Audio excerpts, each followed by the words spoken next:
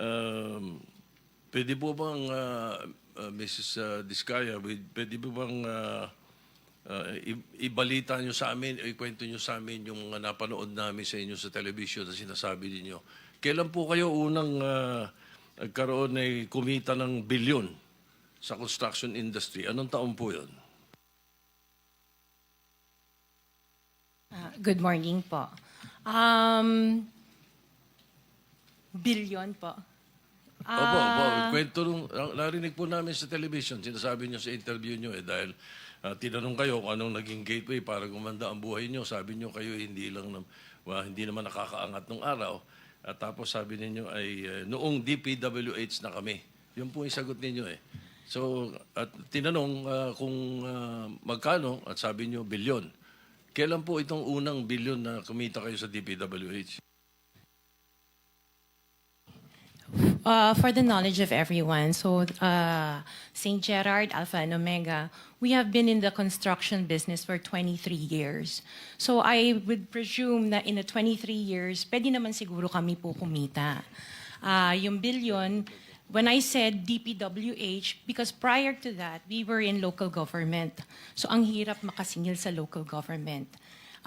They spliced the video that was taken of me and just mentioned the DPWH. So, contractor na po kami for 23 years. So you're saying that the television station and the persons interviewing you edited your answers? I think so, sir, kasi I did mention that I was doing local government as well as private po. Yeah, if I may, with Yeah, the yes. permission of With the permission of the Minority chairman, Senator Leader. President Pro Tem. Ma'am Sara, ano ba naging trabaho niyo bago kayo pumasok sa mga kontrata sa gobyerno?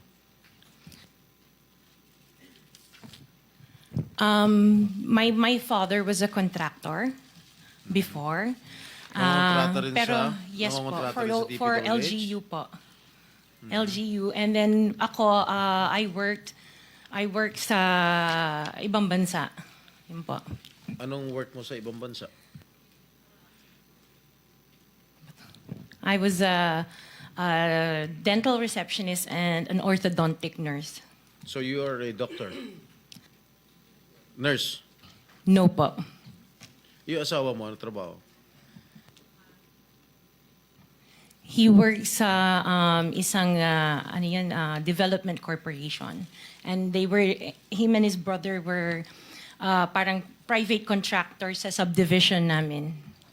Paano kayo, how were you enticed to join the mga kontrata sa DPWH?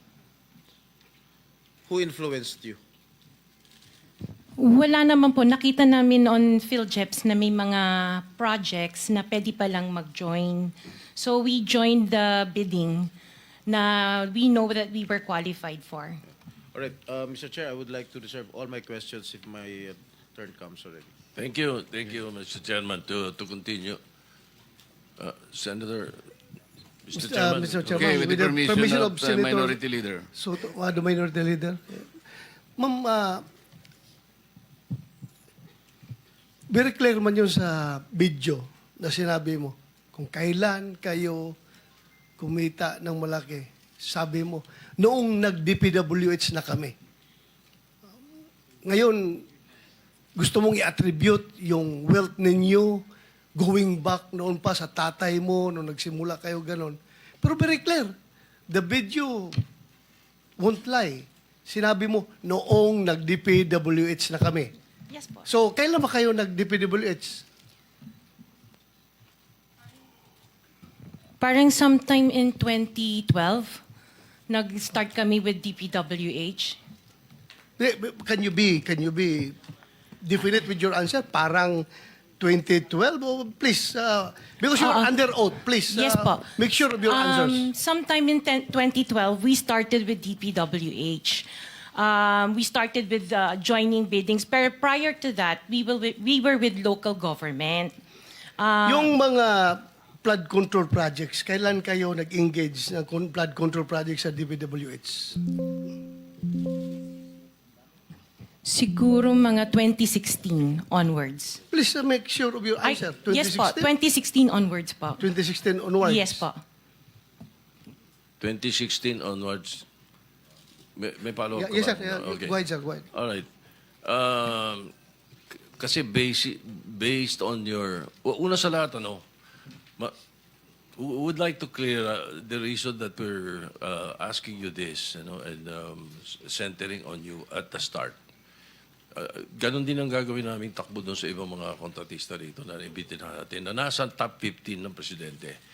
Nasa top 15 ng presidente, may mga flood control projects, mayroong guni-guni, mayroong ghost, mayroong nagawa, may nagawang palpak, okay, may nagawang tama.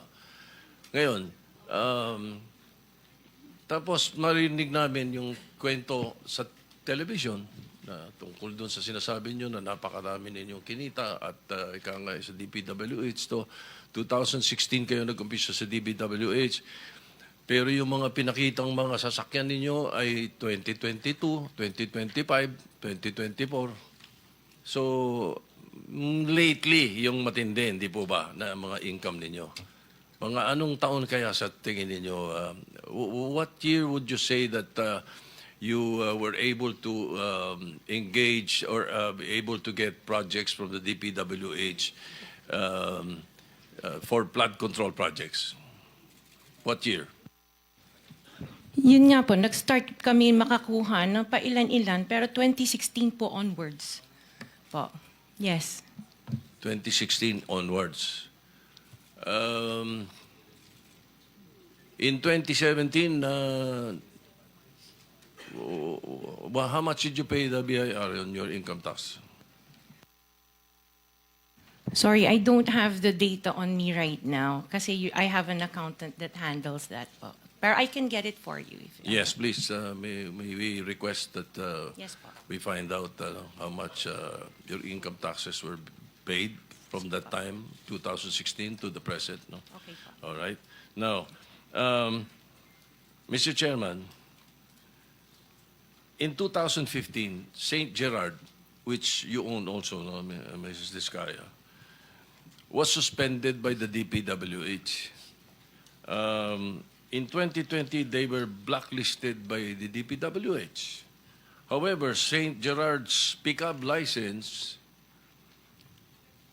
was renewed and is valid from July 1, 2023 to January 28, 2026. For St. Timothy, which you also own, it was found out by the President that the 2023 Bulacan River project amounting to 96.4 million was deemed completed even in more than 200 meters of revetment were not built. St. Timothy's pickup license was also renewed 2025 to 2027. So, Engineer Takay, what is the basis for the renewal despite the issues in their previous projects? Sir? Mr. Chair? Engineer Takay, can you not answer? You're the chairman. Bakit itong executive director ang pinasasagot nyo na pinasasagot?